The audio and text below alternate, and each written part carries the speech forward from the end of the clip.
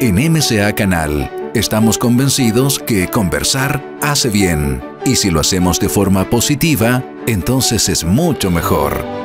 A partir de este momento, Edgardo Fogel te invita a una amena y profunda charla. Esto es Conversando en Positivo. Hola, hola, queridas amigas y amigos de Conversando en Positivo. Un abrazo muy, muy grande desde Chile. Les habla Edgardo Fogel.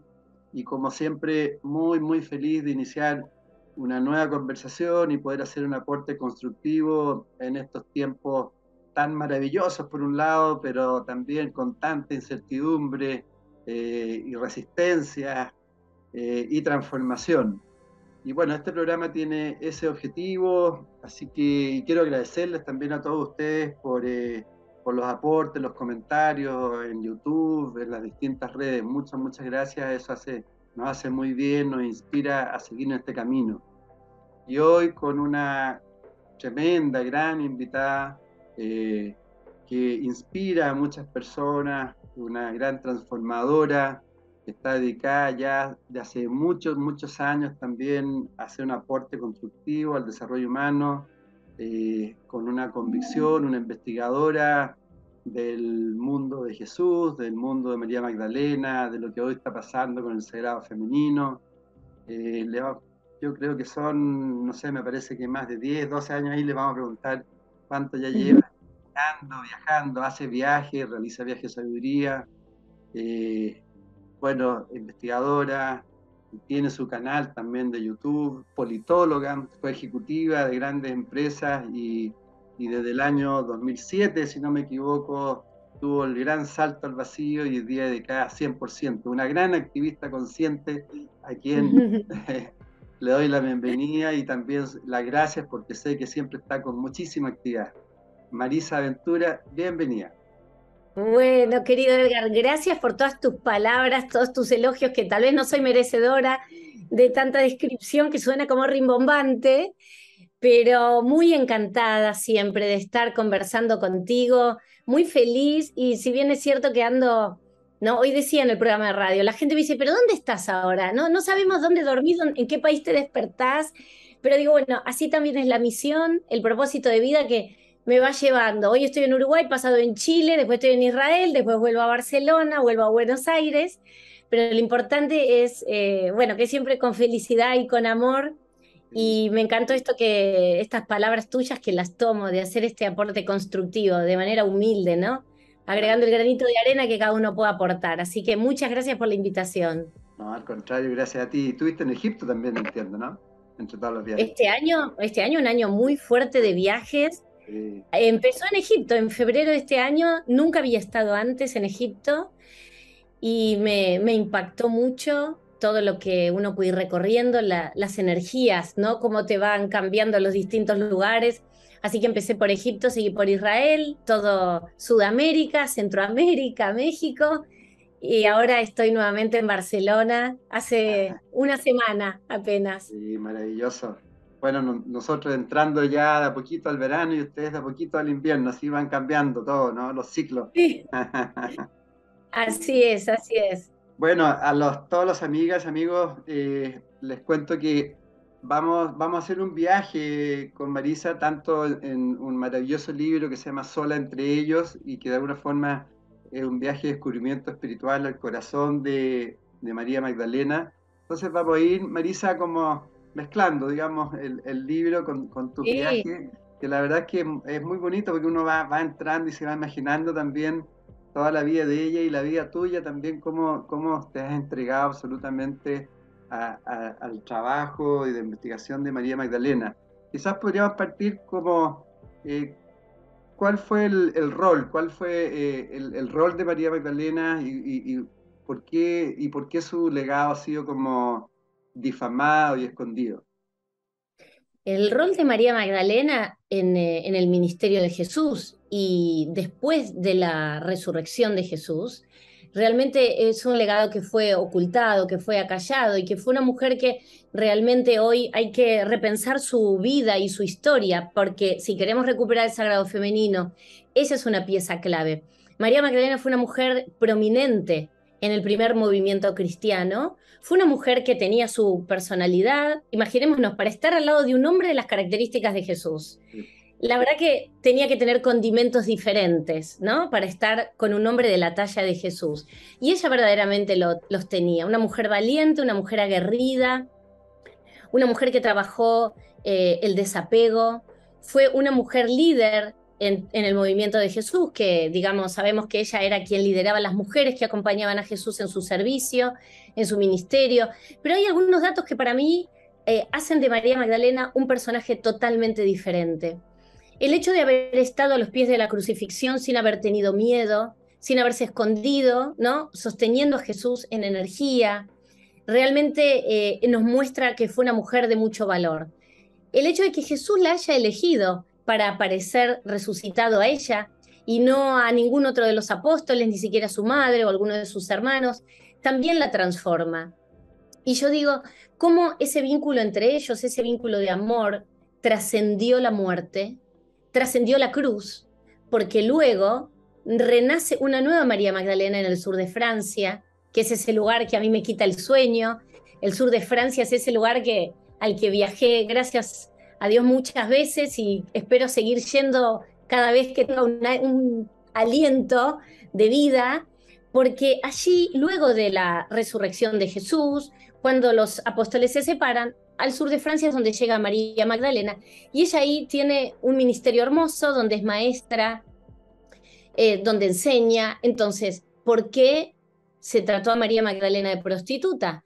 Habiendo sido una mujer elegida por Jesús para aparecerse primero en la resurrección, según las últimas páginas del Evangelio de San Juan, María Magdalena sería la cabeza verdadera de ese movimiento que Jesús había iniciado, porque en esas 2 horas que ella habría tardado entre que vio a Jesús resucitado y se lo comunicó a los apóstoles, era la única que había develado el misterio.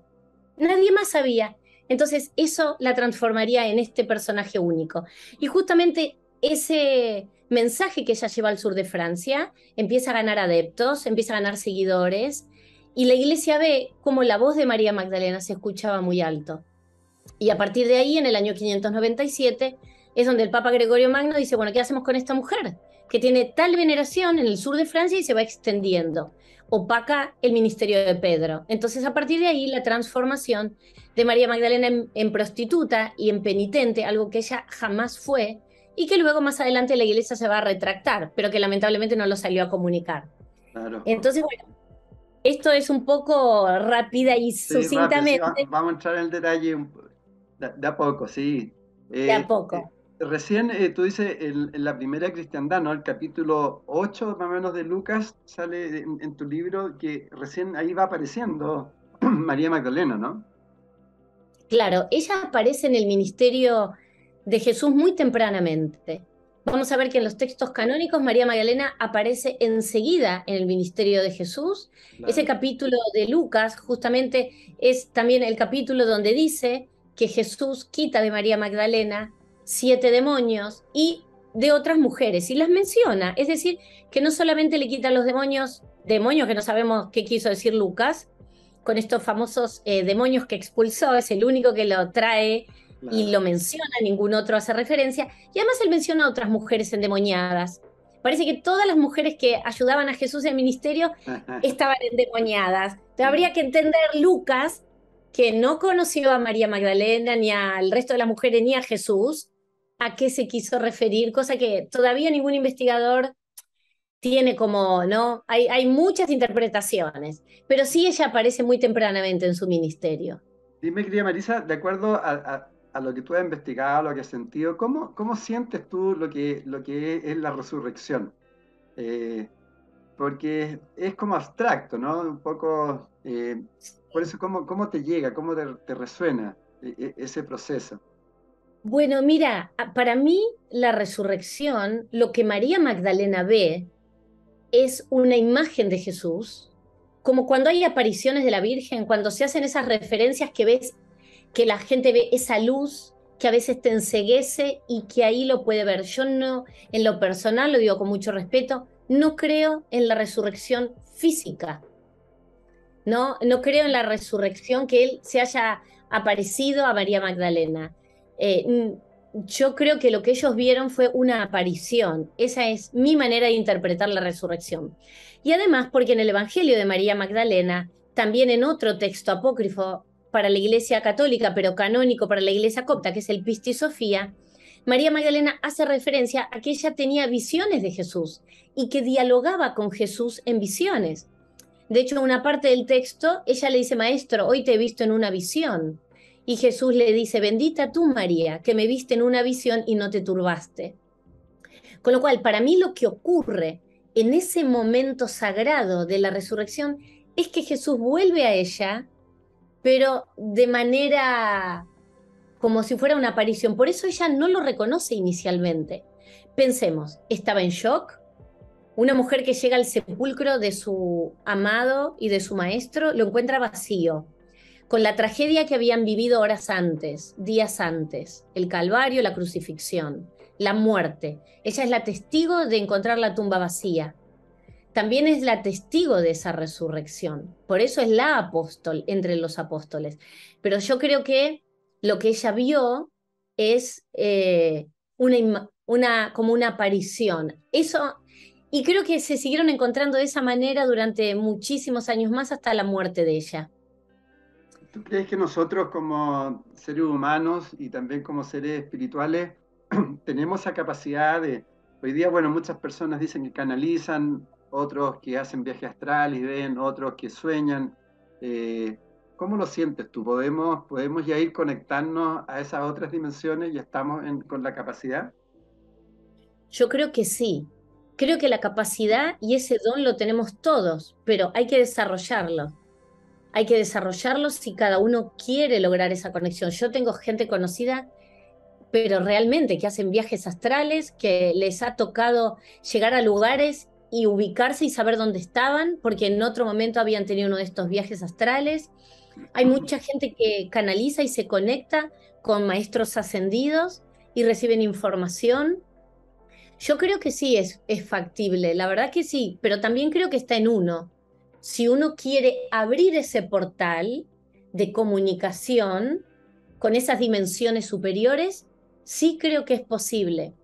Y, y cómo uno puede decir, bueno, porque hay mucha gente que ha tenido episodios y tengo gente tremendamente cercana, totalmente cuerda, porque también hay gente que dice, Sí. bueno, esto deben ser loquitos, que se tomarán alguna cosa. No, gente que nunca ha tomado nada y sin embargo, de hecho hasta tengo mi propia hija que tuvo una experiencia tremenda, mira, me la acuerdo, era chica, y viene a mi cama y se acuesta y me dice, mamá, lo vi a Jesús.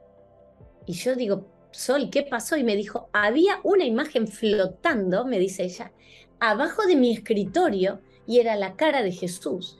Dice, y yo cerré los ojos fuerte, después me di vuelta, no quise mirar, pero volví a mirar y seguía ahí. Y atinó a levantarse y salir corriendo. Me dijo, y cuando salí del cuarto, que fue a mi cama, me dijo, la imagen seguía ahí flotando. Y entonces, y esto por contar, bueno, es una infidencia de mi hija, que espero no me mate que la estoy contando, pero es fuerte. A mí no me ha pasado nunca de tener así como esas visiones, pero le doy, lo respeto mucho a la gente que tiene estas experiencias. Sí, lo que sucede es que, bueno, hay muchas personas interesadas en los temas y conectadas a eso. Lo que sí, por lo menos entre tantas conversaciones, eh, es importante sí conectarse con uno, ¿no? Empezar a hacer el trabajo con uno mismo y no quedarse, no en la búsqueda espiritual como afuera de uno buscando estas experiencias, ¿no? Sí, coincido. El camino es personal, es íntimo y es de cada uno. Si no nos trabajamos primero nosotros, a nosotros mismos, si no nos damos esos espacios, ¿no? Para trabajar nuestra espiritualidad personal. Y es difícil querer encontrar afuera lo que no logramos adentro. Afuera no lo vamos a encontrar nunca. Mm. La realidad es que el poder está dentro nuestro. Y para poder tener conciencia hay que estar presente, ¿no? Yo creo que hay que estar presente y hay que estar consciente de ese poder que tenemos dentro nuestro. Pero no vamos a encontrar afuera nada que no trabajemos primero internamente. ¿Y qué es lo que más de este libro, Sola entre ellos, que escribiste tan bonito, qué es lo que más te deja como crecimiento a ti interno? Bueno, mira, este es un libro que me ha dado y me sigue dando muchas satisfacciones.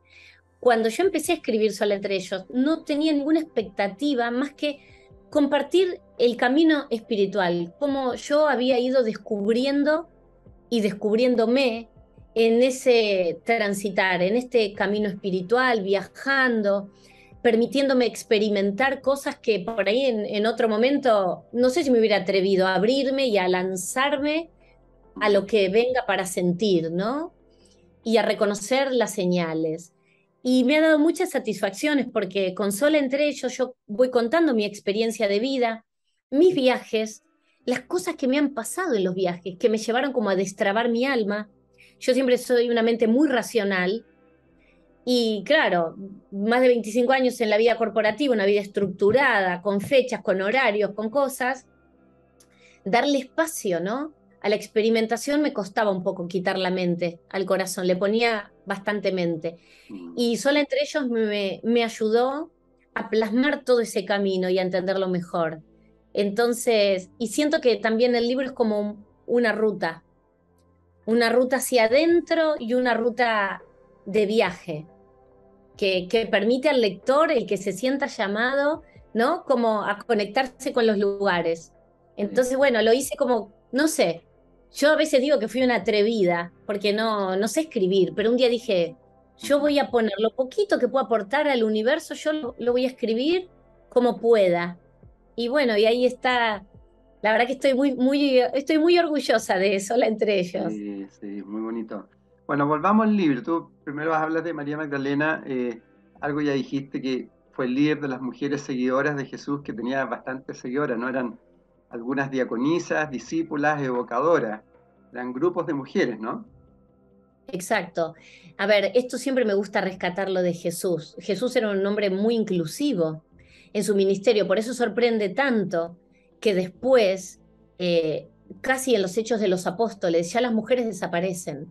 De María Magdalena, cuando queremos saber, bueno, ¿qué pasó con esta mujer que fue tan importante en el ministerio de Jesús, que estuvo en la resurrección, que fue la testigo clave en la crucifixión y la testigo clave de la resurrección?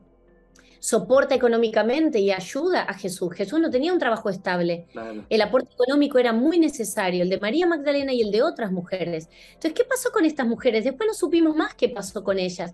Con Juana, con María Jacobé, María Salomé, mismo con María Magdalena. Tenemos que ir a la tradición oral y a los evangelios apócrifos, porque en los canónicos ya no se habla más de ellas. En los Hechos de los Apóstoles les perdemos el rastro. Hasta la resurrección ellas aparecen, pero después de la resurrección, silencio de radio. Entonces, es importante también prestar atención a la tradición oral para reconstruir quiénes fueron todas estas mujeres a las que Jesús le daba tantos espacios y que eran muchas, verdaderamente eran muchas. Bueno, tú planteas también ahí, y transmitir que ambos venían de familias judías, ¿no? Ella fue una mujer judía de familia bastante rica, como tú planteabas, que hizo un aporte a Jesús. Y bajo ese prisma ellos se conocieron, ¿no? Exactamente. Hay un escritor que me gusta mucho, que se llama Taumalachi, que escribe un texto gnóstico que se llama La novia sagrada. Y él dice que en el momento en el cual Jesús y María Magdalena se encuentran, dicen que él clava o fija su mirada en ella durante largo rato y que a partir de esa mirada tan intensa, tan penetrante, ella puede sentir esa conexión de amor, que fue una conexión de amor inicial pero eterna, una conexión de amor que trascendió la muerte. Ellos eran judíos y me encanta rescatar esto, porque habitualmente las personas que crecimos con la tradición espiritual del catolicismo, del cristianismo, nos olvidamos del judaísmo de Jesús y de María Magdalena. Entonces digo, seguimos a un hombre como cristiano, pero que en realidad fue judío. Entonces no vamos a encontrar a Jesús ahí, sino que tenemos que volver a las bases. Para comprender a Jesús y su mensaje, hay que ir a la Torá, porque él dijo, no vine a abolir la ley ni los profetas, sino a poner en práctica la ley de la Torá. Él, como buen judío observante, ponía en práctica esas leyes, y María Magdalena igual. Eran judíos, ella era de una familia rica, del pueblo de Magdala, de ahí viene su nombre, Miriam de Magdala, de este pueblo, Su padre era un comerciante de pescado, por eso era un hombre rico, y el pueblo de Magdala mismo hoy se puede visitar. Y tenía una sinagoga bellísima donde Jesús iba a predicar, y también se cree que en esa sinagoga podría haber sido el primer encuentro entre ellos. Una sinagoga que está bellamente decorada, que hoy uno puede ir y respirar ese aire y conectarse, y hasta inclusive, te digo, Edgardo, recrear el momento en el cual Jesús llegaba, los apóstoles ahí esperando para entrar al templo. Bueno, es una belleza. Sí, pues de hecho a Jesús le decían rabí, como un rabino, ¿no? Exactamente. Jesús era el rabino. De hecho, cuando María Magdalena lo reconoce en la resurrección, ella le dice Rabuní, es decir, maestro, que es rabí, maestro. Porque claro, él era un maestro para el pueblo de Israel. Entonces, era un rabino itinerante, que iba de pueblo en pueblo, bajando el reino de los cielos a la tierra. Esa fue la misión de Jesús. Y tuvo su compañera divina, ¿no? Su compañera de vida, que bueno, le dio todo el apoyo y como siempre digo, ¿no? Ella es la Cristo femenina, dos opuestos complementarios. Y tú dentro de todas las investigaciones has sacado como alguna interpretación respecto a por qué nacieron en familias judías y todo lo que es la imagen y el mensaje de Jesús hoy. Bueno, es que ellos fueron judíos. Lo que pasa es que nosotros, las personas, como decía antes, ¿no? En el catolicismo no, se lo desvistió a Jesús, se lo desjudaizó. Pero si queremos, por eso digo, entender el mensaje verdadero, genuino de Jesús, es el mensaje del pueblo de Israel. De hecho, ¿cuál es el primer mandamiento? El primer mandamiento de Jesús es el Shema Israel. Escucha Israel. Amarás a Dios con todo tu ser, con todas tus fuerzas y con todo tu corazón. Es ser uno con Dios y la divinidad. Jesús pertenecía a la tribu de Judá y María Magdalena a la tribu de Benjamín. De estas 12 tribus de Israel, bueno, cada uno pertenecía, y se decía, por otro lado, que el Mesías iba a venir de la tribu de Judá. Por eso Jesús tenía como todas las características para ser el Mesías que esperaba el pueblo de Israel y que, bueno, lo siguen esperando, ¿no? Y bueno, tú planteas que la mamá también de María Magdalena, Ucaria, era descendiente de un linaje real y que tenía que ver se encomendaba a Isis y era Así como es. consagrada por una hermandad. O sea, igual tenía ahí su raíz también, ¿no? Genética.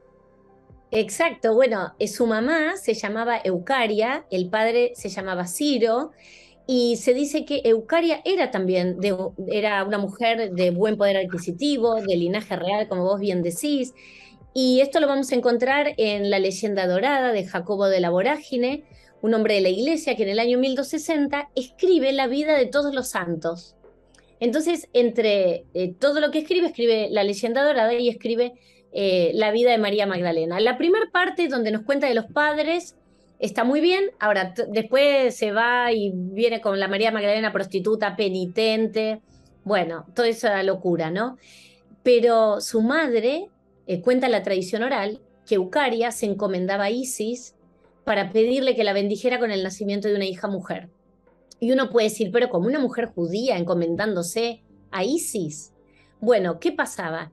En ese momento, en el siglo I, el culto a Isis era muy difundido. Recordemos que entre Egipto, entre el Cairo y Jerusalén había 700 kilómetros y la herencia cultural de Egipto hacia el pueblo de Israel era muy grande. Y Isis era considerada la diosa más importante, la diosa de las mil caras, esa madre que nutre y que protege, y también que protegía a las mujeres embarazadas. Y mira, algo que descubrí en el viaje que hice a Egipto este año en febrero, es que en el templo de Philae, el templo de Isis, es un lugar donde las mujeres judías en el siglo I iban a sumergirse a manera de mikve, de baño ritual, en el templo, en las aguas del templo de Isis, para pedir a Isis que ese bebé naciera sano. Las mujeres judías en el siglo I iban a sumergirse en las aguas en el templo de Philae. Y yo la verdad que no tenía idea de esta historia. Entonces por eso me hace sentido que la madre de María Magdalena se encomendara a Isis, donde luego María Magdalena también se cree que va a ser formada en esa tradición espiritual. Bueno, también la tradición dice que tanto Moisés como Jesús estuvieron en templos iniciáticos en Egipto. Y de ahí viene toda la sabiduría profunda, ¿no? Así es, y la verdad es que tiene lógica. Primero por la cercanía que hay, y también hay otra de las versiones de la tradición oral que dice que antes de María Magdalena llegar al sur de Francia, pasa unos años en Egipto, Mm. ¿no? Que Egipto fue un primer refugio de emergencia, donde, bueno, también se dice que allí habría nacido su última descendiente, pero claramente, como se cree que María Magdalena habría sido como alumna iniciada en los secretos de Isis, ahí había una cantidad de conocimiento a los cuales también había accedido Jesús. Sin duda, sin duda. Eran todos iniciados ahí en los templos de Egipto. Cuando tú hablas de textos apócrifos, también son textos ocultos. ¿Cómo vas investigando esos textos? ¿Cómo van apareciendo? Bueno, a mí me encantan los textos apócrifos. Apócrifo mal entendido como fraudulento o que no tienen valor Mm. para desacreditarlos, ¿no? Como bien vos decís, apócrifo es oculto, es que estuvieron ocultos durante siglos. Se encontraron en el año 1945 52 textos que estuvieron ocultos, se ocultaron en el año 367, cuando Atanasio de Alejandría manda a destruir todos los evangelios que fueron excluidos del canon bíblico. Y ahí se encontraron el Evangelio de María Magdalena, el de Tomás, el de Felipe, bueno, el Diálogos del Salvador, el Pisti Sofía, un montón de textos invaluables. Claro, imagínate, se encontraron en el año 1945. Se tardaron 30 años en traducir, pero ¿qué tienen esos textos que no se podían salir a la luz? ¿Por qué se asustaba tanto la iglesia? ¿Por qué? Y bueno, porque en uno de esos textos, ¿querés que te diga lo que dice? Por ejemplo, el Evangelio de Felipe dice que María Magdalena era la esposa de Jesús, que Jesús la amaba más que al resto de las mujeres y que la besaba frecuentemente en la boca. Y para entender a Jesús y a María Magdalena hay que conocer a sus biógrafos. Y en este caso, Felipe daba muchísima importancia al matrimonio. Felipe era casado, tenía 4 hijas, y él decía que sin el matrimonio, ¿cómo iba a continuar la humanidad? Que la procreación era clave y era necesaria. Entonces, en 3 versículos diferentes, él se refiere a María Magdalena como la esposa de Jesús y usa una palabra que en griego y en arameo significa esposa o consorte, que es la palabra koinonos. Con lo cual, Felipe, a las claras, nos deja ver que María Magdalena era la esposa de Jesús.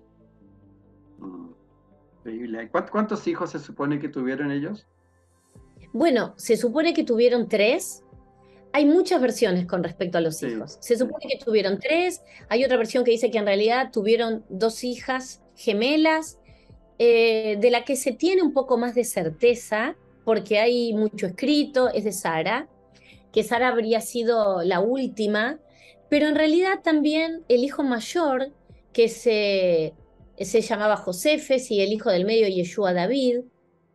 Josefes va a Italia, y del que también hay bastante referencia es como de Yeshua David, que va a establecerse en Britania, y se cree que va a construir como un pequeño espacio para recordar a su madre en el año 67, luego de la muerte de María Magdalena, que fue en el año 64.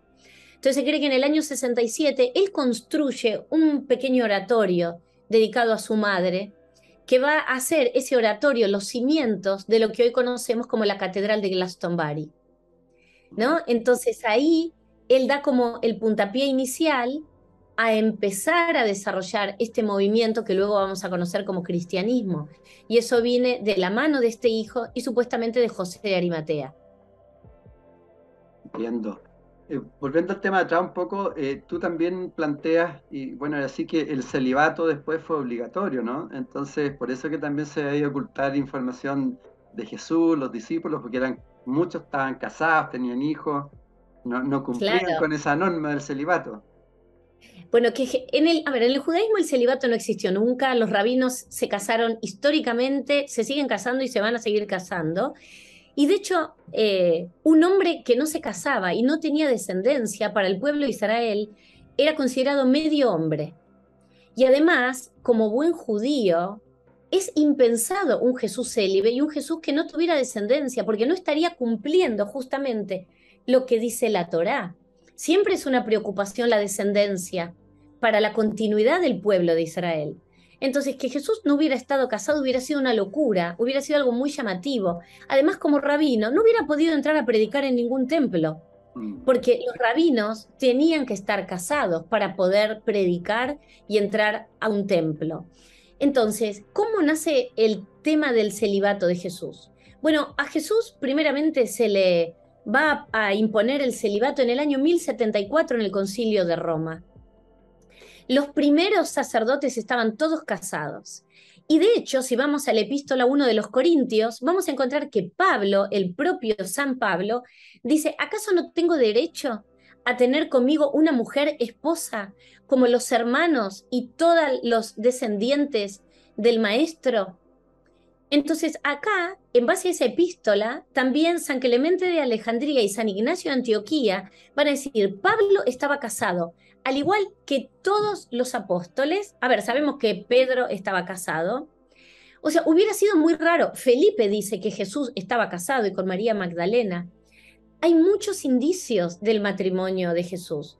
Entonces, ¿por qué se impone en el año 1074 el celibato a Jesús? Ya le habían transformado a María Magdalena en prostituta, porque no convenía que se escuchara su voz. No se contaba mucho más de ella. Algunas historiadores dicen, bueno, probablemente para preservar su descendencia. No se contó más de María Magdalena para custodiarla, para que su descendencia no sea perseguida y se la mate, porque había una esperanza de que esa descendencia pudiera volver a reinstaurar el reino, pudiera volver como el Mesías y terminar la misión de Jesús. Con lo cual, el celibato en realidad es un invento. Es un invento y hoy tenemos que entender esto, porque Gregorio VII, quien establece el celibato a Jesús en el Concilio de Roma, lo hace por motivos personales. Lo hace porque en realidad él estaba en amoríos con una condesa italiana, y esto lo pueden googlear, lo van a encontrar en todos lados, y él dice, yo soy el Papa, tengo que dar el ejemplo, y los rumores eran que de hecho se había casado de manera oculta con Matilda Canosa de la Toscana. Por eso él impone el celibato. Y unos años antes también ya se había empezado a establecer el celibato. ¿Por qué? Porque en esa época, recordemos que los hombres de la alta sociedad, los que no querían ir a la guerra, entraban a los monasterios. Y habitualmente eran gente de la clase alta. Entonces, ¿qué querían? Que el dinero que iban a recibir, esas herencias, quedaran en la iglesia. Entonces, el celibato es un tema económico, político, y después le matamos la sexualidad a Jesús, se la quitamos ya a la Virgen María y a la esposa la transformamos en prostituta. Una locura aberrante. Tú en el libro también planteas un poco que el emperador Constantino va acomodando la historia y ahí tú planteas que en el fondo habían como dos corrientes en la iglesia, que era la corriente de Pedro y Pablo, ¿no? Que era mucho más rígida, más estructurada, y la corriente de María Magdalena, que era una religiosidad interior, era la verdadera espiritualidad, ¿no? Así es, porque, a ver, tanto Pablo no menciona a Jesús y Pablo impone un montón de reglas verdaderamente más esclavizadoras. De todas formas, ahora, por ejemplo, hay una de las epístolas de Pablo que dice, bueno, hagan como yo, no se casen, y dice, la mujer no tiene derecho a hablar en la asamblea, la mujer calladita. Entonces, claro, yo voy contra Pablo porque digo, esas no son palabras de Jesús. Muy por el contrario, Jesús daba todo lugar a las mujeres, María Magdalena opinaba, Marta preguntaba, todas tenían espacio y Pablo las hace callar, las silencia. Mm. Pedro igual, en el Evangelio de María Magdalena, en el de Tomás, en el Pisti Sofía, queda de manifiesto cómo, sobre todo en el de María Magdalena, Pedro le dice en un momento a Jesús, Maestro, que María Magdalena salga de entre nosotros, pregunta mucho, no nos deja hablar. Las mujeres no son dignas de la vida, dice Pedro. Imagínense vivir en ese entorno. Por eso el título de mi libro, Sola entre ellos. Había que tener coraje para querer hablar, expresar un sentimiento, dar una opinión con un hombre como Pedro y Andrés, su hermano, que se te venían encima diciéndote, vos mujer no sos digna de la vida. ¿Quién sos vos para hablar? Era muy difícil. Entonces, cuando descubrimos estos textos, ¿no? Como el Evangelio de María Magdalena, encontramos el mensaje de amor, el mensaje que va al alma. Lo mismo nos va a pasar con el Evangelio de Tomás, lo mismo con el de Felipe, ¿no? Verdaderamente, lamentablemente ganó la línea de los hombres, la dura, la rígida, y la de las mujeres, o en este caso la de Felipe, también la de María Magdalena, la de Tomás, fueron mandados a destruir estos evangelios, que por suerte hoy están al alcance de la mano, ¿no? Y nos muestran una espiritualidad del amor sin culpa, sin pecado, ¿no? De conexión mística, de esa conexión individual, como cada uno lo sienta, sin rigideces, sin encorsetamiento, muy diferente a lo que vamos a encontrar en los textos canónicos, o al menos complementarios, diría yo. Sí, ¿y cómo ves tú, que lo planteaste en un inicio, que hoy día se está potenciando, está saliendo a la luz el concepto de sagrado femenino? ¿Qué implica eso en la práctica, tanto a las mujeres y a nosotros los hombres, el aplicarlo en la vida? Bueno, mira, desde tiempos remotos, verdaderamente la mujer siempre estuvo en un lugar muy secundario. Y ya podemos hablar hasta de, no sé, muchísimo, o sea, desde toda la historia, ¿no? Desde la historia antigua, hasta vemos que Sócrates decía, el mejor adorno de la mujer es el silencio.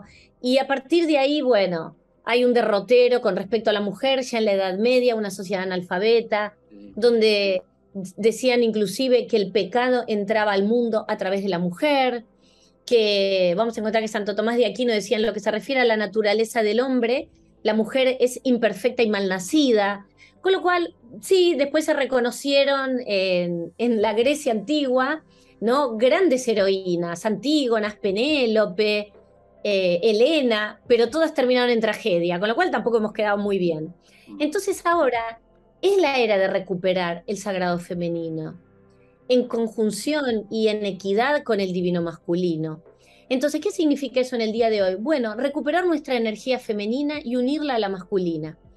Cuando se habla de la energía femenina, se habla de las emociones, se habla de la sutileza, de desarrollar la intuición.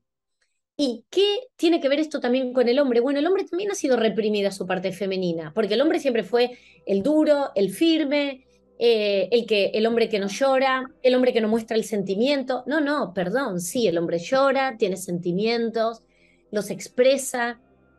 Entonces, es la era de volver a unir el femenino y el masculino que vive dentro de cada uno de nosotros.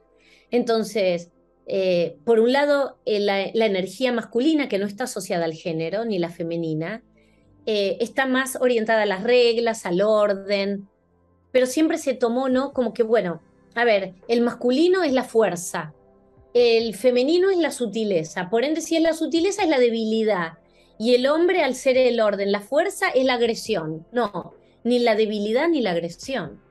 Y esas dos energías tenemos que amalgamarla internamente. Es un trabajo personal también. Y la parte femenina no es inherente al mundo de la mujer. El sagrado femenino también es del hombre. O sea, hay que recuperarlo, ¿no? Y por eso creo yo que hoy, desde un lugar de amor, y no es que ahora todo es femenino y lo masculino es malo, no, Claro, claro. tenemos que encontrar el balance, porque si no nos vamos ahora al otro extremo, y no es la idea. De todas maneras, sí, de todas maneras. Gracias por la respuesta. Eh, Por favor. Marisa, respecto a María Magdalena, para ir como cerrando esta primera parte, ella, bueno, el año 594, Gregorio Magno la transforma en prostituta, ¿no es cierto? Después en la Edad Media se refuerza como mujer pecadora, y el año 62, 65, el Concilio Vaticano, ahí recién la Iglesia la reconoce y retracta del error, ¿no? Y después es reconocida Exacto. como santa, y después Juan Pablo la nombra apóstol. y después el Papa Francisco genera este día, el 22 de julio, como el Día de María Magdalena, ¿no? Así es. Bueno, tal cual como vos lo contás. Tardaron 1969 años en darse cuenta que no había sido prostituta, porque en ese concilio la iglesia vuelve a los textos originales. Entonces, cuando vuelve al texto original, dice, pero ¿cómo es? No está escrito en ningún lugar que María Magdalena fue prostituta.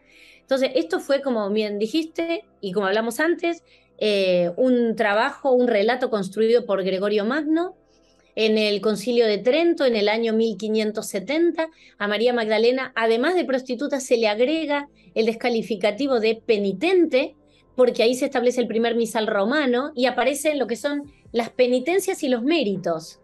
Entonces, ahí María Magdalena, a partir de 1570, además de prostituta, pasa a ser penitente. Finalmente, en el 1969, se quitan estas palabras.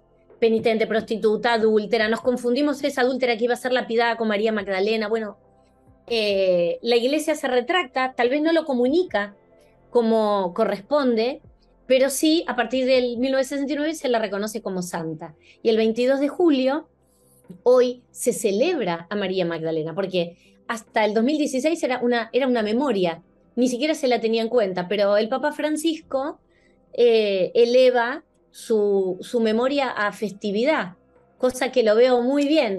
Le seguimos haciendo un poco de justicia, aunque le faltan años luz, pero bueno, Algo es así algo. es. Sí, ya lo creo.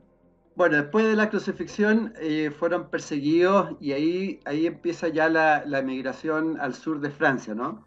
Eh, y de ahí podemos ir integrando con tu viaje. Tú hablas como Francia, el país más esotérico de la Tierra en la práctica, y Sí, empiezas quizás hablando del Palacio de Versalles, que es un palacio increíble, ¿sabes? increíble. Mira, me pasó algo. Claro, digo, hay una María Magdalena en Israel y hay una María Magdalena en Francia. De acuerdo. Yo empecé a investigar por Francia. Quería recuperar a la mujer, quería sacarla de la Biblia, sacarla de los evangelios. ¿Y qué le había pasado a esa mujer que llega al sur de Francia? Y claro, a mí me sorprendió tremendamente encontrar el legado de María Magdalena tan vívido, no solo en el sur de Francia, encontrarlo en París, encontrarlo en Versalles. Cuando uno entra a Versalles, y estuve hace 2 meses, sí, no me acuerdo, hace 2 meses, viajo tanto que ya no me acuerdo, en agosto, y entrar a la sala capitular y ver una pintura gigantesca, que fue la misma que me impactó cuando tenía 12 años, y ver cómo esa pintura gigantesca está partida al medio cuando uno la observa. Y en el medio está María Magdalena, lavando los pies de Jesús. Es muy impactante verla y ahora entiendo, volví a entender ese impacto que había causado en mí haber estado en el Palacio de Versalles. Bueno, infinidad de manifestaciones de María Magdalena en todo Francia. Francia es verdaderamente un país muy esotérico. Para los que tenemos ojos para ver y oídos para oír, vamos a encontrar simbología, veneración a María Magdalena en todos lados. Bueno, de hecho, la iglesia de la Madeleine, en pleno centro de París, ya es un grito de decir estoy aquí presente. Y además, porque en el altar María Magdalena está embarazada. Y es muy notable. Y también es notable cuando uno entra a la iglesia de la Madeleine en París, a mano derecha está el casamiento de Jesús y María Magdalena, una escultura fabulosa, que yo siempre creí que era San Juan Bautista quien alegóricamente estaba llevando ese casamiento adelante, pero observé nuevamente esta escultura con mucho detenimiento y a veces en las investigaciones uno va profundizando, ¿no? Y vas diciendo, bueno, pero Claro. ¿será? ¿No será? Y creo que probablemente puede haber sido José Arimatea, que era miembro del Sanedrín, sumo sacerdote. ¿Y por qué? Porque en esa escultura la persona que está oficiando ese casamiento tiene lo que se llama el pectoral sacerdotal. Entonces hay que mirar cada detalle en las esculturas, en la simbología, para que no se nos pase ningún detalle por alto. Y la verdad que, bueno, Es una bomba. ¿Qué te puedo decir, Edgardo? ¿Tú Es algo que desde chiquitita te llamó la atención en un viaje en Francia, te despertó esta inquietud, ¿no? así fue. Fue justamente en el Palacio de Versalles la primera vez que fui. Yo tenía 12 años, vivía en Alemania con mis padres y bueno, un fin de semana largo fuimos allí y el primer acercamiento que tuve fue en el Palacio de Versalles, que para mí fue muy fuerte. Fíjate cómo esa edad a mí me marcó y me marcó mi vida, en verdad, porque a partir Sí. de ahí yo empecé a investigar. De hecho, mi papá, yo me quería comprar los libros de historia, Luis XIV, Luis XV, Luis XVI, y mi papá decía, pero hija, te vas a aburrir, son libros de historia. Y yo decía, no, no necesito. Creo que ya mi alma empezaba a pedir alimento para poder llevar adelante, no sé, por lo menos al principio de manera inconsciente, porque a los 12 años no estaba consciente, Claro, claro. pero había una sed de investigación y de descubrir en mi alma muy fuerte. En el mundo del arte, tal como tú lo transmites en el libro también, en el mundo del arte se ve mucha información, ¿ah? Y uno tiene que aprender a mirar, ¿ah? El arte, la pintura, la escultura, tanta información que Sí. hay. Hay que aprender a decodificar la simbología, Sí, pero es algo que se puede hacer y después cuando uno tiene 3 o 4 indicadores, ya reconocemos el mensaje que ese artista nos quiso dar, sea un escultor o sea un pintor.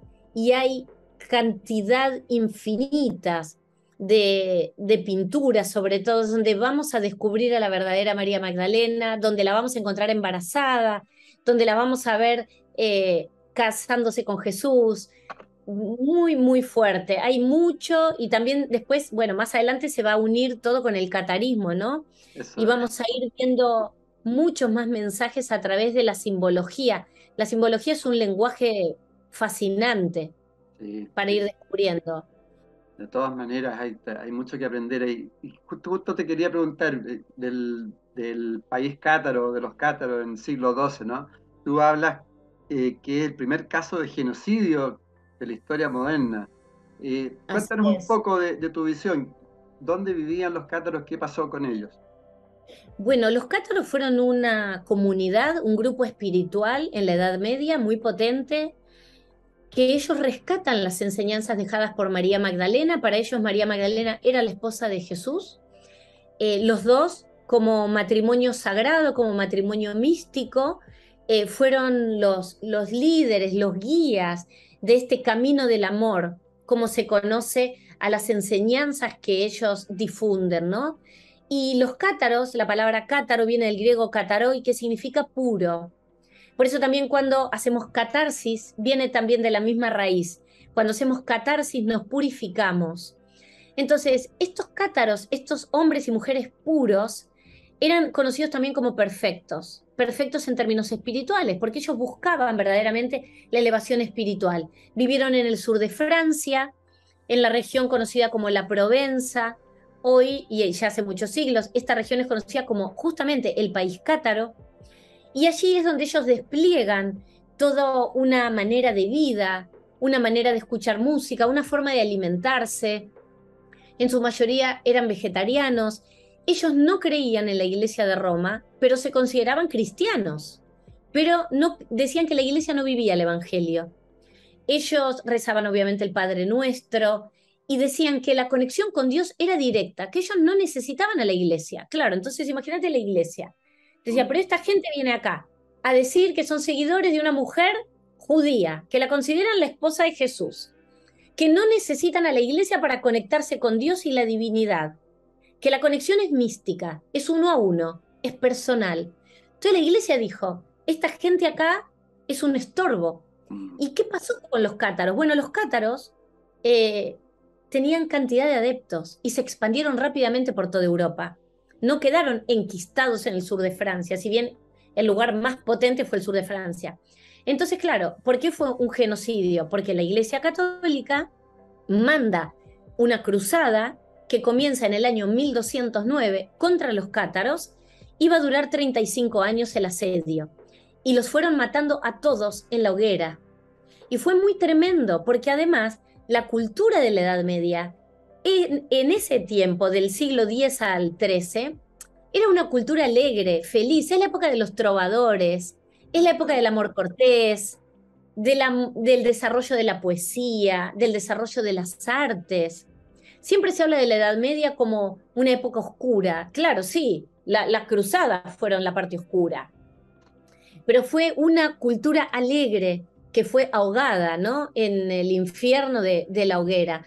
Por eso fue un genocidio lo que se hizo con el pueblo cátaro, Ahora, verdaderamente.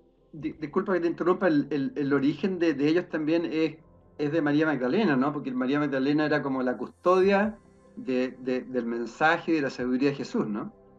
Exacto. Ellos además reciben ese legado, esas enseñanzas, y son también ellos custodios de ese mensaje que ella dejó, de ese legado. Entonces, realmente el pueblo cátaro tenía un sentir muy elevado. Ellos, ¿sabes?, se empecinaron en traducir la Biblia al occitano, que era su idioma. El occitano es una mezcla de francés y español, y lo lograron para esa época donde no estaba permitido, porque en esa época, hasta el Concilio Vaticano II, no se había traducido la Biblia a los idiomas locales, sino que era el cura o el sacerdote daba la misa en latín y después daba su interpretación en el idioma local. Mm. Y ellos la tradujeron al occitano. Con lo cual, ellos toman estas enseñanzas de María Magdalena. Ya viene también toda una corriente anterior a los cátaros, que es la de los bogomilos, que viene de los Balcanes, con esta misma idea también, y se van fusionando, y en ese movimiento también los bogomilos se instalan en el sur de Francia, y luego con el tiempo el movimiento pasa a ser conocido como los cátaros, los buenos hombres y las buenas mujeres, los perfectos, también son conocidos como los albigenses, porque están en la región de Albi. Bueno, han sido llamados de distintas maneras, Mm. pero lo que sí, algo que es muy sorprendente, que San Bernardo de Claraval, un hombre muy influyente en la iglesia en la Edad Media, va a decir que no había escuchado sermones más cristianos que el de los cátaros y más puros que el de los cátaros. Pero a pesar de eso, la iglesia se ensañó con esta gente de manera tremenda, sobre todo porque postulaban que no necesitaban iglesias, templos, Claro. altares y catedrales. ¿Y cómo, Marisa, estamos con Marisa Ventura, cómo se relaciona esto con los templarios que son del 1100 más o menos, ¿no? Que también lo arrasaron finalmente, se supone que son Sí. como los protectores del Santo Grial. Hay una relación, ¿qué es para ti el Santo Grial? Bueno, primero que sí, hay una relación, fueron contemporáneos los cátaros y los templarios en realidad fueron, como se suele decir, el brazo armado de María Magdalena, los custodios de este santo grial. ¿Y qué es este santo grial? El santo grial viene de la palabra sangreal, sangre real. La primera vez que se utiliza la palabra sangrial, santo grial, es en el año 717, un ermitaño de Britania que se llamaba Waleran de Albion, y él va a decir que tiene un encuentro con Jesús, que ve a Jesús en una visión, y Jesús le dice: aquí te entrego el libro de mi descendencia. Este es el libro del santo grial, de la sangre real. Y a partir de ahí se empieza a construir. Para mí el Santo Grial también es la búsqueda de la elevación espiritual, ¿no? Es la búsqueda de esa divinidad, de esa espiritualidad que vive dentro nuestro, de saber que somos hijos de Dios, que fuimos creados a imagen y semejanza de Dios, y que somos seres divinos también, somos chispas divinas. Pero cuando se hace referencia al Santo Grial, ya hoy no sé cuánta gente cree que es la copa en la cual Jesús bebió en la última cena, en la cual él impartió esa primera Eucaristía. Hoy el Santo Grial está asociado al linaje sagrado, a la descendencia, a esa sangre de Cristo inútero, ¿no? En el vientre de María Magdalena. Entonces, tal vez el Santo Grial no es una copa, no es un cáliz, Claro. sino que es un vientre, es una persona, y de ahí es su descendencia. Y los templarios justamente fueron custodios de esta verdad, fueron custodios de esta descendencia de este linaje sagrado y también del cuerpo y de las reliquias de María Magdalena que hoy se exhiben en el sur de Francia. ¿Y cómo te llega en tus visitas el cuadro La Última Cena de Da Vinci? ¿Qué sientes ahí cuando lo ves? Bueno, a mí me encanta. Primero que Leonardo da Vinci siempre fue disruptivo, ¿no? Y él decía que para él Jesús no había sido el Mesías, que el Mesías había sido San Juan Bautista. Por eso él pinta, hace tres retratos iguales de San Juan Bautista, un San Juan Bautista con pelo rulos, un San Juan Bautista joven, sonriente, sosteniendo la cruz y haciendo este gesto. Y este gesto de los tres dedos apuntando al cielo también es la J, como de Jesús. Y entonces todos dicen, bueno, en realidad él creía que San Juan Bautista era el Mesías, no Jesús. Y cuando pinta la Última Cena, yo no tengo dudas que él pintó a María Magdalena. No tengo ninguna duda. De hecho, mirá, si uno lo piensa con sentido común, María Magdalena estaba todo el tiempo con Jesús y los apóstoles, permanentemente a lo largo de todo el ministerio. Es lógico que en esa Última Cena también estaban las mujeres, y no solamente María Magdalena. Se dice que Jesús tenía 12 apóstoles hombres y 7 discípulas mujeres. Entonces ellas estaban, y de hecho una vez alguien hizo un chiste y dice, bueno, ¿y quién creen que puso la mesa de la Última Cena? Dicen, seguramente María Magdalena con Marta, que Marta siempre estaba preocupada por los quehaceres domésticos. Entonces, para mí, sin lugar a dudas, el mensaje de Leonardo da Vinci es claro. Tuve la oportunidad de verla en una exhibición. Las 2 veces que fui a Milán no pude entrar al Cenáculo Vinciano donde se exhibe, pero tuve la oportunidad de ver una réplica muy grande donde muere Leonardo da Vinci en Francia, en el castillo de Amboise, en el Clos Lucé, y verdaderamente que es impactante, ¿no? Porque a las claras es una mujer, como Pedro le hace como que te voy a cortar la cabeza con los dedos, así, ¿no? Entonces, no, Leonardo sabía, al igual que Sandro Botticelli en sus pinturas, al igual que Caravaggio, que hace una María Magdalena embarazada. María Magdalena en éxtasis de Caravaggio es una María Magdalena con un vientre de embarazo tremenda, o Georges de Latour también la hace embarazada. Pueden buscar, son pinturas fabulosas de ella, pero bueno, Leonardo disruptivo también. Tú hablas también de Francia, de Agni, ¿no? De la ciudad circular, donde me parece que tú sientes como el olor a rosas y la presencia de la Virgen María, ¿no? Sí, eso fue muy fuerte. Yo ya venía ese día desde temprano teniendo como mucha sensibilidad y veníamos de Minerve, de un pueblo en el cual yo sentí un olor a quemado muy fuerte y sentí que había muerto ahí, quemada, básicamente. Y nadie olía el olor a quemado. Y yo me ahogaba del olor como si hubiera humo y no podía respirar. Wow. Salimos de ahí, que me atravesó mucho esa experiencia, y vamos a Agnié, este pueblito circular que tiene una iglesia en el centro con una pequeña Virgen negra vestida de dorado, que bueno, sabemos que es María Magdalena. Cuando salimos de ahí, yo subo al micro, éramos 3 o 4, el resto del grupo venía atrás, y yo empiezo a sentir un olor a rosas, y empiezo a preguntarle a las 3 que estaban conmigo si alguna, no sé si había puesto un perfume porque es habitual que en los viajes todas llevan aromatizadores de nardo, de lavanda, de mirra, No, dice ninguna. Y bueno, entonces ahí entendí que mis manifestaciones son a través del olfato. Siempre es el olfato el que a mí me guía. Y sentir como el aroma y la presencia de la Virgen María fue muy fuerte también. El trabajo que hace Enrique Corbera sobre trabajo de las emociones hacia atrás, él le llama eso engramas.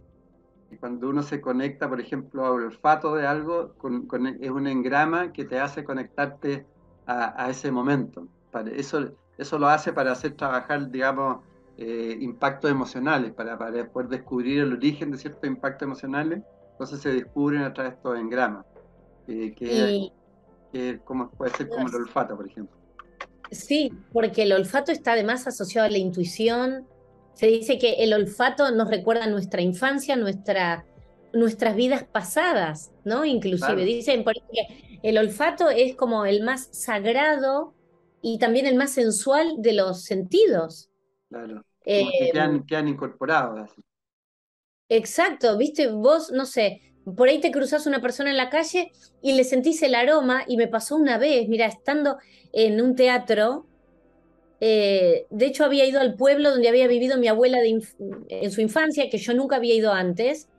Y cuando voy al pueblo, iba a ver de casualidad a alguien que cantaba ahí.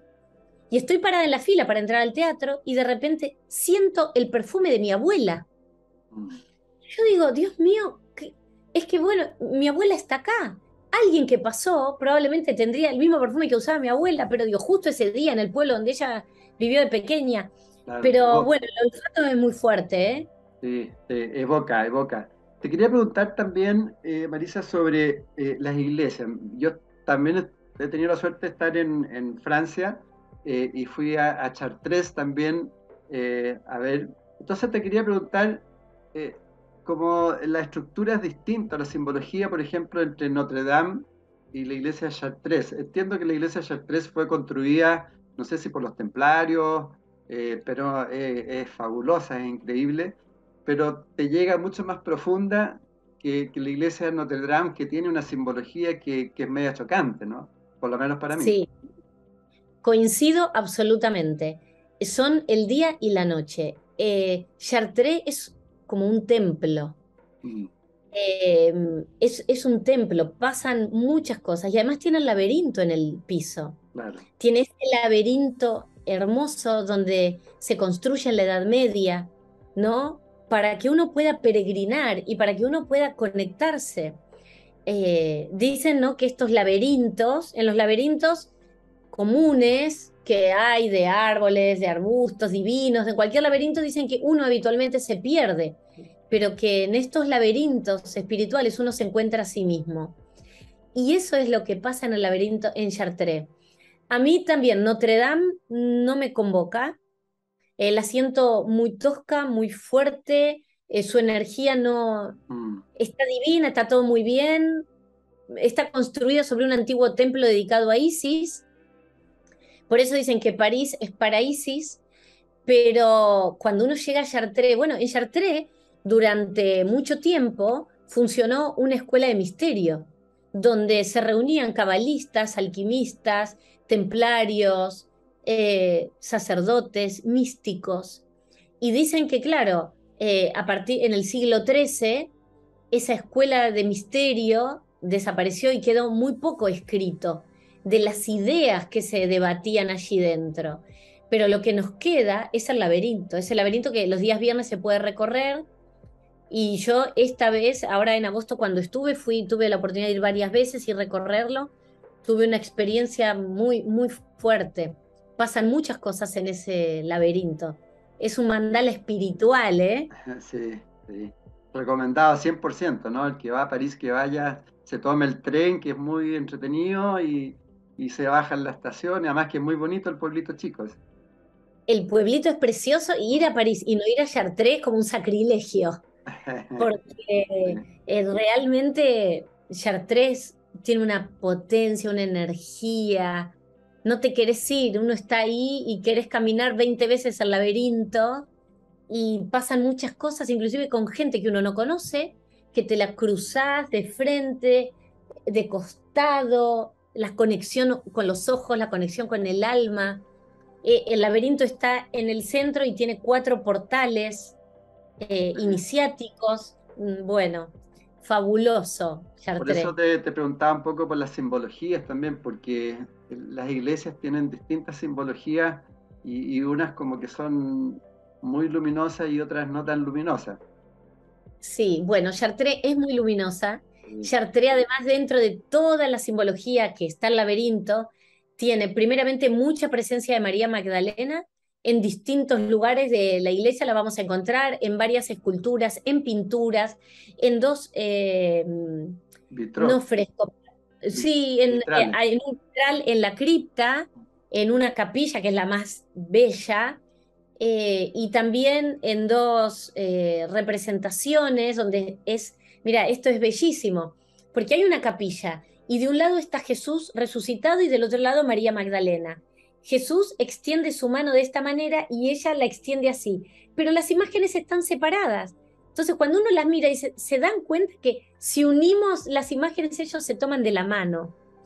Hay muchos detalles en la simbología de Chartres. En cambio, Notre Dame, sí, Notre Dame fue transformado en honor a la Virgen María. Inicialmente, Notre Dame, nuestra dama, era María Magdalena, pero después del Santo Oficio de la Inquisición pasa a ser dedicado a la Madre María. Entonces, ahí hay para mí como una confluencia de energías que no, qué sé yo, Bueno, hay que ir, yo a París, a Notre Dame hay que ir.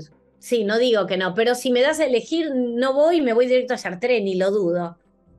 bueno, tú hablas también de qué pasó ahí después con Inglaterra, ¿no? Estuviste en las tierras del rey Arturo. Sí, ¿Qué las tierras pasa? del rey Arturo. ¿Qué pasa ahí en Inglaterra? Porque mucha gente, hay mucho turismo, pero allá también turismo espiritual a esas tierras. Bueno, lo que pasa es que también se cree, hay mucha presencia de, digamos, del legado de María Magdalena, pero ya no tanto de ella, no se cree que ella haya llegado ahí. Bueno, algunos sostienen que sí, yo creo que no, porque siento que ella todo su ministerio lo hizo en Francia, donde hay muchísima evidencia, ahí tuvo su apostolado. Sin embargo, se habla mucho de cómo el legado de María Magdalena, cómo este rey Arturo lleva a través de esta búsqueda del Grial la descendencia de este linaje a esas tierras, ¿no? Ese santo grial que se va buscando, esa copa, que en realidad son estos descendientes y este legado. Entonces, claro, hay toda una tradición artúrica. Yo estuve en la Bretaña francesa, donde está el Valle Sin Retorno, que realmente es un lugar mágico, absolutamente mágico, porque no hay retorno. Uno entra a ese valle que tiene un lago precioso que es llamado el Espejo de las Hadas, donde se dice que Merlín se sentaba a meditar cada atardecer. ¿Y por qué no hay retorno? Y porque uno vuelve transformado. Uno no es el mismo que entró el que sale, ¿no? Entonces, todos estos viajes nos van transformando. Y hay hoy mucho turismo a Avalon, que Avalon es etérico, en realidad es Glastonbury. Sí. Allí está la catedral de Glastonbury. Sabemos también que hay un gran legado en Escocia, que hay Oxford, la Universidad de Oxford tiene su Magdalen College, ¿no? Dedicado a Santa María Magdalena. Hay más de 90 iglesias dedicadas a María Magdalena. Después está la Rosslyn Chapel en Edimburgo, que también esa se cree que fue construida y custodiada por los caballeros templarios. Entonces, verdaderamente es una ruta diferente, con muchos enigmas. La Rosslyn Chapel tiene de todo. Eso sí que si queremos simbología nos tenemos que pasar mucho porque hay mucho para ver, hay panales de abejas. María Magdalena es representada por los reyes merovingios como la abeja, esta reina madre que fue oculta y acallada, y ellos la representan porque las abejas son un matriarcado.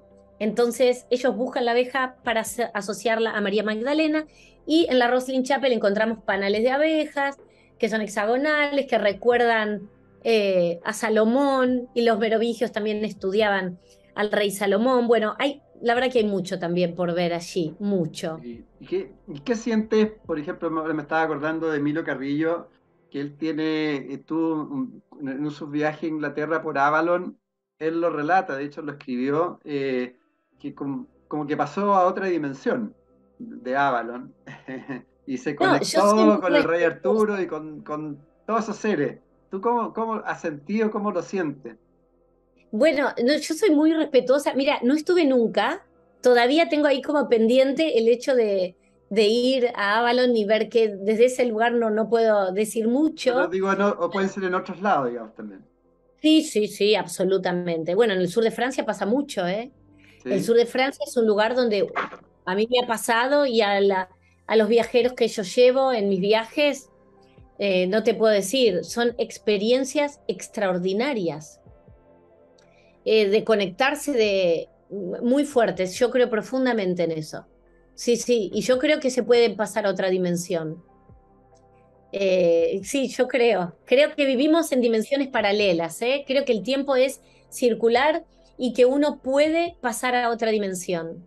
Eh, lo creo, le creo a Emilio que haya tenido esa experiencia, Sí, totalmente. y lo dejó escrito todo. De hecho, yo le dije un día, esto está para hacer una película, hazla, me dijo, aquí está toda la información. Claro, claro que sí, está genial. Está Sí, sí, genial, yo sí. creo mucho. Bueno, en tu libro también tú dices que te habían dicho que tú presenciaste la crucifixión de Jesús. Eh, Sí. ¿Cómo lo Bueno, sientes mira, eso? mm, sí, yo creo en eso. ¿Sí?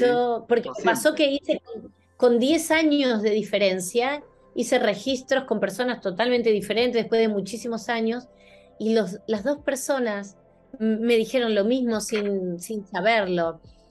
Y no sé, yo pienso que estoy tan imbuida desde toda mi vida, con la vida de Jesús, la vida de María Magdalena, mucho tiempo estuve como no, siempre lo cuento, me doblaba un pie y decía, pero ¿cómo me voy a quejar del dolor de pie si a Jesús lo clavaron?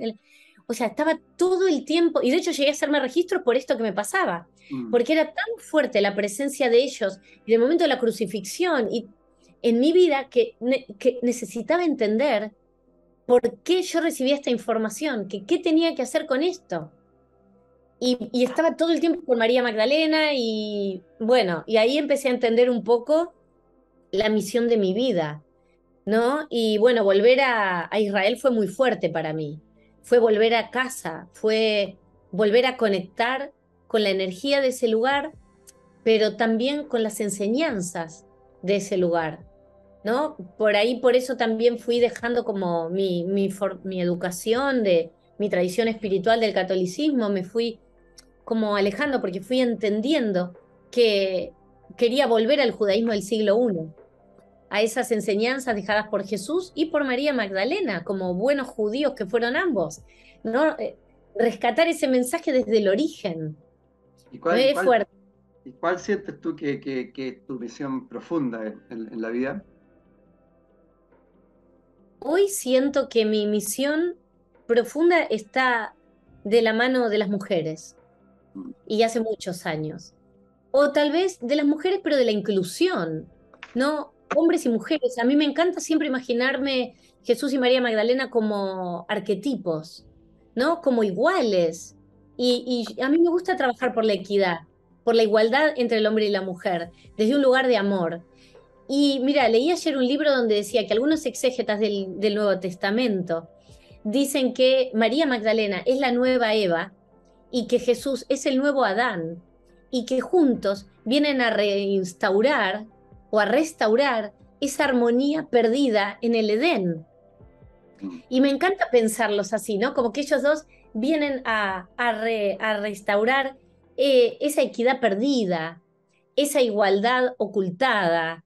Entonces, creo que esa es mi misión, tratar humildemente desde lo que puedo, ¿no? Porque es poquito seguro lo que puedo aportar, trabajar en las conciencias para que haya amor, para que haya igualdad entre el hombre y la mujer, para que haya ese respeto, esa transformación unidos. Bueno, como decía Jesús, el hombre debe dejar a su madre y a su padre para unirse a su esposa y hacer de dos uno. Y en transformar el dos en uno es la clave del amor místico. Y hoy digo, el dos en uno, hombre y mujer, o el amor como esté dado, porque hoy Ah, tenemos que expandirlo, no solamente hombre-mujer, lógico. el amor en todas las formas, como Mm. sea, ¿no? Porque también eso habla de inclusión. Claro, de hecho sale el libro también, tú lo escribes, el amor, vivir en común unión, comunión. ¿Qué Exactamente, significa? Es lo que estás diciendo, ¿no? Un poco. exacto. Vivir en comunión, vivir en una unión en común, donde el motor tiene que ser el amor en el centro de todo. Entonces, si hay amor en lo que hacemos, en cada cosita diaria, bueno, la cosa primero sirve para nosotros, luego para nosotros y nuestra familia y nuestro entorno. Y Mm. así se va haciendo como la red, ¿no? Cada vez más amplia, para que, bueno, tengamos una humanidad mejor y podamos ser felices. ¿Y cuál es tu visión, Marisa, del despertar actual? ¿Cómo se está viviendo? ¿Cómo sientes? ¿Hacia dónde vamos? ¿Y qué Mira, diríamos hacer cada uno de nosotros? creo que el despertar es impresionante. Además, lo vivo en persona en los viajes que hago. Escucho los comentarios de la gente, hablo con un montón de personas que se acercan. El llamado es grande. ¿Sabés qué siento, Edgar? Que somos como semillas estelares que hemos vuelto después de 2000 años, ¿no? Y que tal vez nosotros, porque yo hablo de Jesús y María Magdalena, es el tema del cual sé hablar, no sé de otros Por arquetipos, si se supuesto. quiere, pero como que ellos han sembrado en el siglo I esas semillas. Y esas semillas hoy despertamos de nuevo, porque es brutal el despertar espiritual que hay. Y somos muchísimas las personas que trabajamos desde distintas partes del mundo, pero el mensaje en definitiva es el mismo. No importa si venís del budismo, del judaísmo, del cristianismo, del evangelismo, hoy todos estamos llegando a que el foco es el amor, a tener que trabajar por un bien común, a poder trabajar por un servicio superior, por entregarnos al camino divino. Creo que es fabuloso. Eh, Somos muchas las personas a nivel mundial, entonces creo que el despertar espiritual es enorme. Y tal vez se está creando un nuevo movimiento espiritual, que no va a tener que ver con ninguna religión y que cada uno hoy va a tomar lo que le hace bien a su alma. Si te gusta algo del judaísmo que te resuena y te hace bien, bienvenido sea. Si querés tomar algo de budismo, no importa lo que le haga bien a tu alma. Y creo que, bueno, lo veo yo, lo ve Mario también en la Cábala, la cantidad y cantidad de personas que se acercan a estudiar el misticismo judío, que en definitiva, ese misticismo judío es también el misticismo de Jesús y de María Magdalena. La Cábala era lo que ellos practicaban, ¿no? Como forma de vida. Entonces, creo que nos estamos siendo protagonistas de un cambio muy importante en la humanidad. Y tal como tú dices en el libro Sola entre ellos, que quizás ha sido tu trabajo, el descubrimiento del corazón de Magdalena, el descubrimiento de nuestro corazón, ¿no? El descubrimiento de conectarse a un amor profundo y ese poder aportarlo. Así es conectar corazón con corazón y sobre todo saber descubrir el propósito de nuestra alma. ¿Para qué vinimos a esta tierra? ¿Qué vamos a aportar? ¿Qué vamos a dejar cuando ya no estemos? No solamente a nuestros hijos, sino a las generaciones venideras. Entonces, cuando escribí Sola entre ellos, sentí que lo poquito que podía aportar al universo con el mensaje era lo que tenía que hacer, ¿no? Era como, bueno, empiezo por esto y después veo cómo sigue todo. Claro. Pero así va el camino, en la búsqueda eterna. Bueno, y cada uno tiene que aportar lo mejor que uno tiene, ¿no? Tampoco significa estar buscando aportes extraordinarios, sino cosas simples y sencillas, ¿no? Exactamente. Simples, sencillas, que se puedan aplicar en el día a día, ¿no? Es como vos decís, cosas simples y sencillas, es volver a lo básico. Y sobre todo entender que esa felicidad que uno tal vez va buscando a lo largo de la vida está dentro de uno, ¿no? Y no buscar tanto afuera, porque lo de afuera es efímero, puede desaparecer, puede durar poco, pero lo de adentro es lo que nos va a acompañar cada día en nuestra vida. Y si no estamos contentos con nosotros mismos, y bueno, es muy difícil la vida. Si uno se aburre con uno mismo, si uno está siempre chinchudo, de mal humor, uy, no, entonces mejor trabajémonos, conozcámonos cada uno para ver cómo nos queremos cada día un poquitito más, porque si nos queremos a nosotros, después también podemos brindar ese amor a los demás. Y me han pedido que te preguntara también cuál es la importancia del círculo mujeres. Es importante que hoy poder integrarse entre mujeres para poder conectarse a sus propios lenguajes, a sus propios problemas, situaciones. Creo que si la mujer lo siente, es muy lindo. Los círculos de mujeres son, a ver, son espacios sagrados donde realmente se mueven muchas energías, donde se comparten muchas experiencias. Mm, Yo en mis talleres son espacios de reflexión y de sanación. Porque tal vez en esos espacios donde a veces estamos con mujeres que no nos conocemos entre claro. nosotras, nos atrevemos a contar cosas íntimas que por ahí en otros ámbitos no expresamos. Y entre todas nos vamos ayudando. Hoy las mujeres somos aliadas de las mujeres. Es verdaderamente cuando todavía vemos, mira, a veces me pasa, no te voy a decir que no, que recibo algunos ataques, muy pocos en las redes, pero bueno, lo que uno va diciendo no le va a caer bien a todo el mundo, no todo el mundo va a resonar con lo que uno dice. Y a veces digo, cuando recibo alguna crítica de una mujer, digo, pero qué loco, ¿no? Porque si la crítica es constructiva, bienvenida sea. Pero se supone que estamos en una era donde queremos cambiar las cosas y nos estamos tirando cascotazos una a la otra, ya eso es fuera de época. Entonces los círculos de mujeres nos ayudan a sanar. Y está muy bien tener esos espacios de mujeres donde hablamos de cosas inherentes a nuestra naturaleza, a nuestra espiritualidad, a nuestro día a día. Para mí son muy gratificantes y nos ayudan mucho. Así que yo estoy, sí, a favor de tener estos espacios de encuentro, son muy, muy lindos y muy sanadores. Además que deben haber, tal como pasan los hombres, dificultades similares, ¿no? Que se pueden intercambiar y te sirven, ¿no? Exacto. Siempre las experiencias, de escuchar experiencias de otras personas, a veces uno se refleja en esa experiencia, o a veces una persona sirve de inspiración para otra. Y eso es lo que ocurre en los círculos. Los círculos desde tiempos inmemoriales han sido sanadores. Siempre los círculos trabajan como esa energía de limpieza, de purificación y de sanación. Yo los recomiendo mucho. A mí me hacen muy bien a mí en lo personal, además. Yo a veces lo genero y después me llevo tanta satisfacción que estoy entregada al círculo. Así que es divino. Bueno, querida Marisa, yo no quiero ya abusar harto de tu tiempo. Si quieres, entrégale un mensaje constructivo, como se llama este programa, Conversando en Positivo, a todas las personas que están ahí con la inquietud de lo que está sucediendo hoy día en este planeta.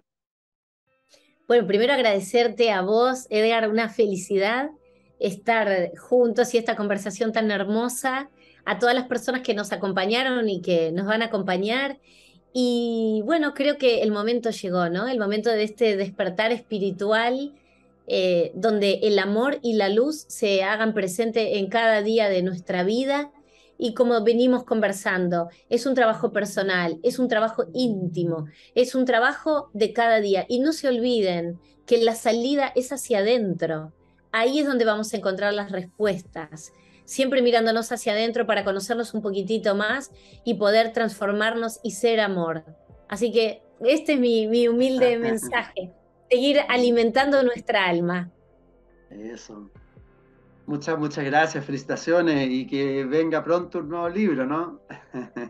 Así sea, así sea. Estamos con Amor en Magdala, que es el segundo libro. Maravilloso. Que he escrito junto con mi marido, con Mario Sabán. Y bueno, probablemente va a venir un nuevo libro, pero faltan por lo menos 2 años porque hay que investigar mucho. Sí. Pero sí, sigo en este camino de la escritura. No, así que bueno, ahí vamos. Felicitaciones, inspira a muchas personas, especialmente mujeres, y también agradecer a todas las amigas, amigos que han estado presentes, desearles como siempre lo mejor en su propio camino. Cada uno tiene su propio camino y hay que vivir de acuerdo a lo que uno va resonando, y tal como dice Marisa, conectarse con nuestro mundo interno y con nuestro corazón. Muchas gracias. Gracias, corazón, una felicidad, gracias. No, gracias a ti, gracias a todos. Chao. En MCA Canal estamos convencidos que conversar hace bien, y si lo hacemos de forma positiva, entonces es mucho mejor. Edgardo Fogel te acompañó en una amena y profunda charla.